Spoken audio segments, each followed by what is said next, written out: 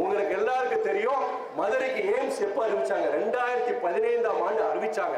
2019ஆம் ஆண்டு நம்முடைய பிரதமர் மோடி வச்சு அடிக்கல் நாட்டினாங்க.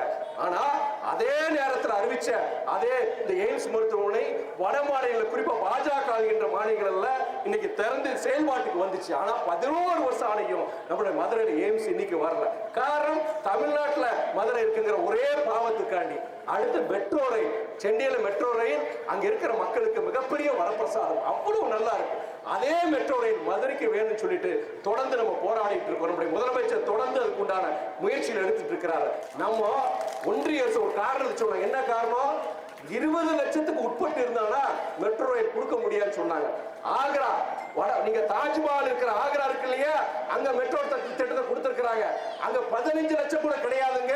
அது போன்ற பல வட மாநிலங்களில் இருக்கிற நகரங்களுக்கு மெட்ரோ ரயில் கொடுத்திருக்கிறாங்க. ஆனா தமிழ்நாட்டில் இருக்கிற கோயம்புத்தூருக்கும் மதுரைக்கும் மெட்ரோ ரயில் வர்றதுக்கு ஒரே காரணம், இது தமிழகம். எதனால அவங்க கொடுக்காம இருந்திருக்கிறாங்க?